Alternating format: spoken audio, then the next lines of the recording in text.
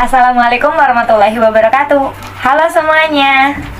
Tak kenal maka tak sayang, maka perkenalkan kelompok kami yang beranggotakan saya sendiri Putri, lalu ada Sinta Maitri Nabila dan juga Rosa Elvira. Kami dari kelompok L yang akan menjelaskan bab 12 tentang sumber daya alam dan lingkungan. Nah, sebelum ke penjelasan berikutnya, jangan lupa like, subscribe, dan juga share ke teman-teman kamu ya. Nah, poin-poin yang akan kami jelaskan adalah yang pertama, konsep pengelolaan sumber daya alam dan lingkungan. 2. Permasalahan kependudukan terkait lingkungan hidup. Dan yang ketiga, prinsip dan upaya konservasi sumber daya alam. Mari kita simak. Let's get it! Mari kita mulai. Indonesia merupakan negara dengan sumber daya alam yang melimpah, wilayah yang luas, serta memiliki berbagai macam ragam dan budaya. Tak lupa dengan keindahan flora dan fauna lainnya.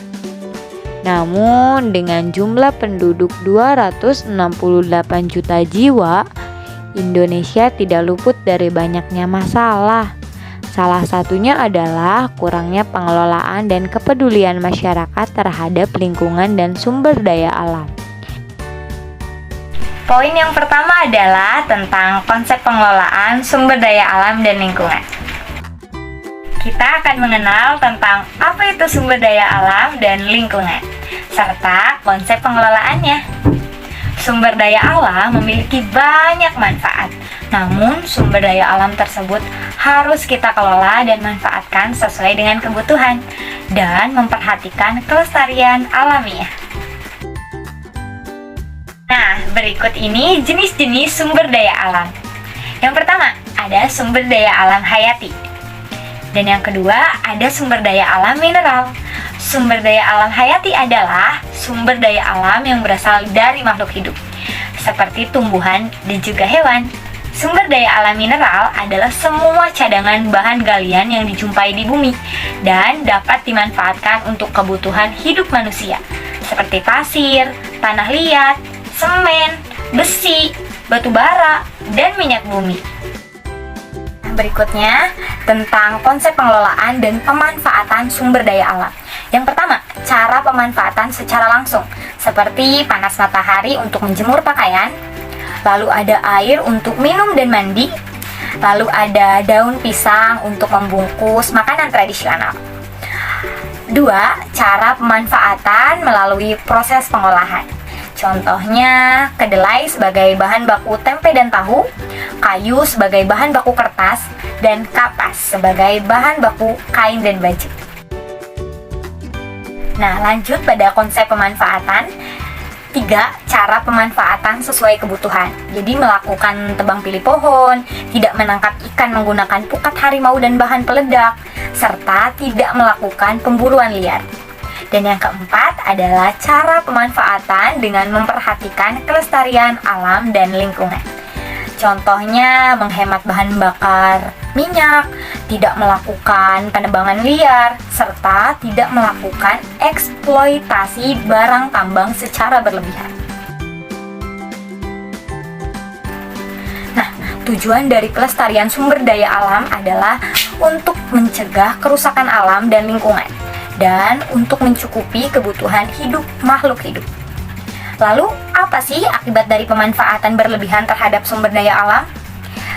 Bisa mengakibatkan kepunahan, kekurangan sumber pangan, dan kerusakan alam.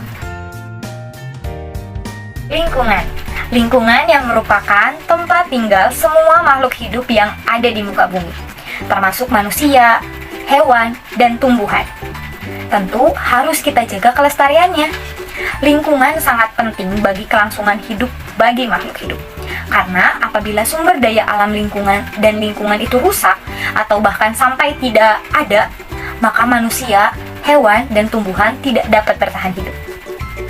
Baik, poin yang pertama sudah saya bahas dan berikutnya akan dilanjutkan oleh rekan saya. Hai teman-teman semuanya, saya Sinta. Saya akan menyampaikan materi selanjutnya tentang pemasaran kependudukan terkait lingkungan hidup. permasalahan kependudukan terkait lingkungan hidup. Penduduk di suatu negara dapat diartikan menjadi dua, yakni orang yang tinggal di daerah tersebut dan orang yang secara hukum berhak tinggal pada daerah tersebut. Menurut Undang-Undang Dasar 1945 Pasal 26 Ayat 2, penduduk merupakan warga negara Indonesia dan orang asing yang tinggal di Indonesia. Permasalahan kependudukan yang pertama itu ada jumlah penduduk yang besar. Permasalahan kependudukan terkait dengan jumlah penduduk yang besar menjadi sebuah masalah yang tidak dapat dihindarkan. Indonesia memiliki berbagai potensi terjadinya konflik, benturan antara berbagai kepentingan dengan berbagai organisasi massa lainnya membuat masalah besarnya populasi menjadi hambatan.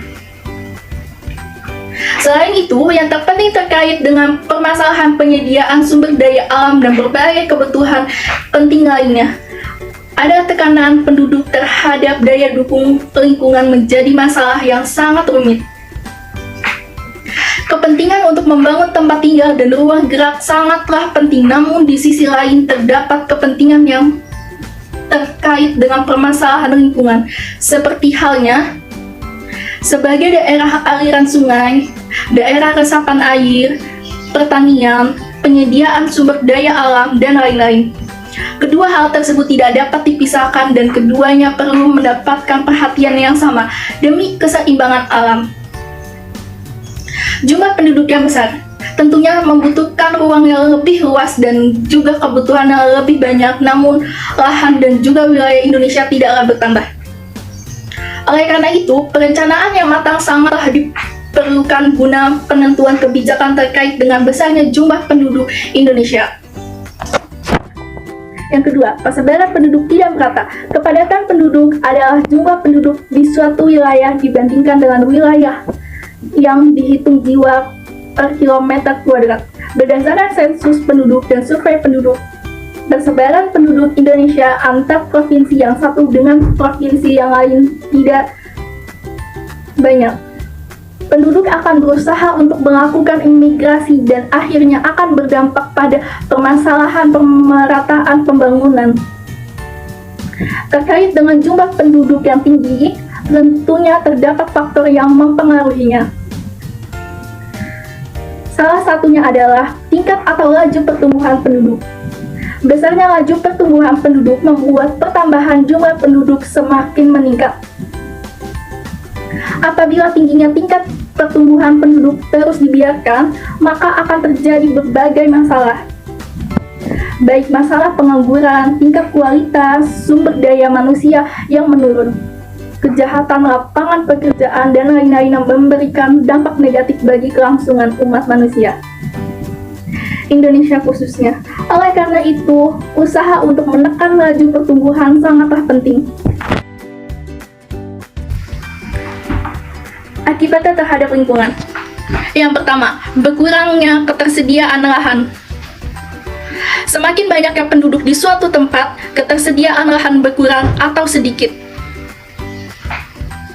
Penurunan kualitas lingkungan akibat sampah. Sampah dihasilkan dari aktivitas kehidupan manusia. Pemukiman kumuh juga menjadi salah satu masalah yang harus dihadapi oleh kota-kota besar sebagai pusat pemukiman penduduk kalangan bawah. Konsumsi berlebihan dan pola konsumsi yang boros turut memunculkan krisis lingkungan. Yang ketiga, berkurangnya ketersediaan air bersih dan udara bersih. Mutu air semakin merosot karena pertambahan penduduk yang cepat, sehingga limbah dari aktivitas penduduk dan industri turut mempercepat menurunnya kualitas sumber air yang ada dengan dialirkan atau dibuangnya limbah ke sungai ataupun laut lepas.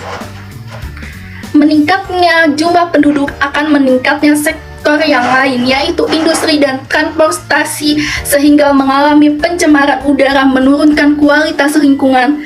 Baik, materi yang saya sampaikan sudah selesai, selanjutnya akan disampaikan oleh Rosa.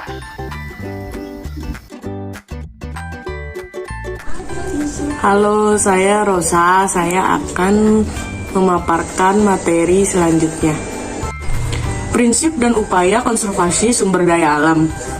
Secara keseluruhan, konservasi sumber daya alam dan lingkungan atau disingkat dengan KSDAL adalah pengelolaan sumber daya alam dan lingkungan yang pemanfaatannya dilakukan secara bijaksana untuk menjamin kesinambungan persediaannya dengan tetap memelihara dan meningkatkan kualitas nilai dan keanekaragamannya.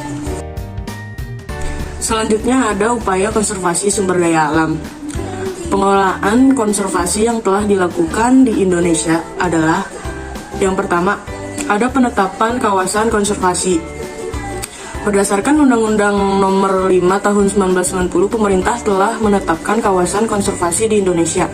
Dengan ditetapkannya kawasan konservasi, diharapkan sumber daya alam yang ada saat ini terjamin kelestariannya dan dapat dimanfaatkan untuk jangka waktu yang lama. Yang kedua, ada penetapan peraturan perundang-undangan yang berhubungan dengan konservasi pengelolaan sumber daya alam beserta ekosistemnya. Perlu diberi hukum yang jelas, tegas, dan menyeluruh guna menjamin kepastian hukum bagi upaya pengelolaannya. Yang ketiga, ada keterlibatan masyarakat dalam konservasi. Keterlibatan masyarakat sekitar dalam pengelolaan sumber daya alam hayati berarti memberi kesempatan untuk ikut berperan dalam usaha di kawasan tersebut. Yang keempat, ada pengendalian perburuan dan perdagangan satwa. Pengendalian perburuan yang telah dilakukan di Indonesia antara lain berdasarkan aspek legal, tata cara perburuan, pemungutan hasil perburuan, dan penentuan daerah dan rotasi perburuan. Yang kelima, ada pengembangan ekonomi alternatif. Sebagai tindak lanjut dari keterlibatan masyarakat adalah pengembangan ekonomi alternatif untuk meningkatkan taraf hidup masyarakat di sekitar kawasan perlindungan. Yang keenam, ada menghindari introduksi spesies eksotik. Masuknya spesies eksotik atau spesies asing akan menimbulkan masalah bagi spesies lokal karena akan menimbulkan kompetisi atau membawa penyakit. Yang ketujuh, penetapan kawasan lindung dengan pendekatan spesies. Identifikasi spesies yang memerlukan prioritas utama merupakan langkah awal untuk menjaga kelangsungan hidup spesies tersebut dari ancaman kepunahan. Yang ke-8, ada pemanfaatan sains dan teknologi. Upaya perlindungan, pelestarian, dan pengelolaan keanekaragaman hayati dapat dilakukan dengan memanfaatkan kemajuan ilmu, pengetahuan, dan teknologi yang saat ini berkembang pesat. Yang ke-9, ada pemanfaatan energi terbarukan yaitu waste for energy, biodiesel, biogas, solar cell, dan lain-lain. Nah, agar usaha pembangunan konservasi sumber daya alam dan lingkungan hidup di Indonesia seperti yang di atas dapat mencapai harapan yang telah ditetapkan secara garis besar, perlu ditempuh upaya. 3 diantaranya sebagai berikut. Yang pertama, intensifikasi pengelolaan kawasan konservasi. Yang kedua, peningkatan sarana dan prasarana yang memadai. Yang ketiga, peningkatan kerjasama dengan instansi di dalam dan di luar negeri. Yang terakhir, ada kendala dalam konservasi sumber daya alam. Dalam melaksanakan pembangunan konservasi sumber daya alam dan ekosistemnya, masih ditemui kendala pada umumnya, diakibatkan oleh: yang pertama, ada tekanan jumlah penduduk Indonesia yang padat, sehingga kebutuhan akan sumber daya alam meningkat. 2. Tingkat kesadaran ekologis dari masyarakat masih rendah. Hal ini dikarenakan tingkat pendidikan yang rendah dan pendapatan yang belum memadai. Yang ketiga, ada kemajuan teknologi yang cukup pesat akan menyerap kekayaan atau eksploitasi sumber daya alam dan kurangnya aparat pengawasan serta terbatasnya sarana prasarana. Baik, demikian materi yang telah saya sampaikan. Terima kasih sudah mendengarkan. Akan saya kembalikan kepada moderator yaitu Putri. Silahkan. Baik, alhamdulillah materi telah kami sampaikan semua.